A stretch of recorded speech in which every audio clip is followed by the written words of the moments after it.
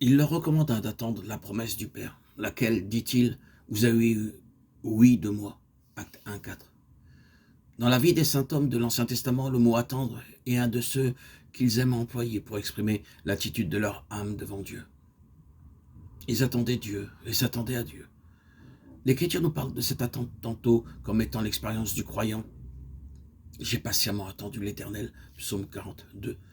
J'ai attendu l'Éternel, mon âme l'a attendu, psaume 135, 6. Tantôt comme accompagnant une prière, fais-moi marcher, je m'attends à toi tout le jour, psaume 25, 4. Que ta bonté soit sur nous, ô Éternel, comme nous sommes attendus à toi, psaume 33, 22. Souvent aussi, cette attente est recommandée aux fidèles appelés à persévérer dans quelque voie ou travail difficile. Attends-toi à l'Éternel et demeure ferme. Attends-toi, dis-je à l'Éternel, psaume 27, 14. Sois tranquille en regardant à l'Éternel et attends-le, psaume 37, 7. Enfin, elle témoigne du bonheur qu'on trouve à s'attendre au Seigneur. Heureux tous ceux qui s'attendent à lui, Ésaïe 30, 18. Ceux qui s'attendent à l'Éternel représentent et reprennent de nouvelles forces, Ésaïe 40, 31. Notre Seigneur rappelle à propos de la promesse du Saint-Esprit ses enseignements et ses expériences des saints hommes d'autrefois. Cette attente, qui faisait partie de la vie religieuse et du langage du peuple de Dieu, devait trouver ainsi une application nouvelle et plus élevée encore. De même qu'ils avaient attendu de Dieu qu'il manifestât sa présence, soit pour les éclairer de la lumière de sa face, soit pour les délivrer par telle intervention directe de sa puissance et accomplir ses promesses, nous aussi nous devons vivre dans la même attente. Mais à présent que le Père s'est révélé par le Fils et que le Fils a accompli la rédemption, notre attente doit se concentrer principalement sur la grande promesse qui nous révèle l'amour du Père et la grâce du Fils réunis ensemble sur le don du Saint-Esprit et son habitation en nous. Attendons-nous au Père et au Fils pour la diffusion et l'action toujours croissante de cet Esprit divin.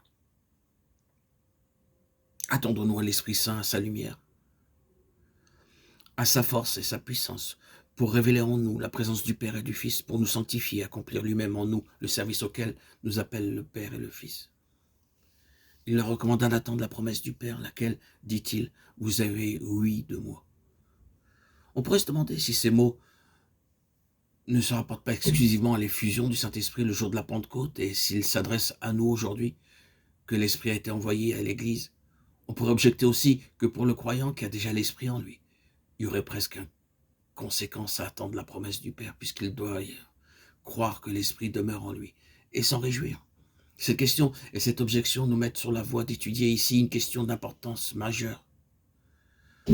Le Saint-Esprit ne nous est pas donné comme une possession dont nous puissions nous rendre maîtres pour en user à notre gré. Non, le Saint-Esprit nous est donné pour que ce soit lui qui devienne notre maître et qui nous prenne sous sa direction.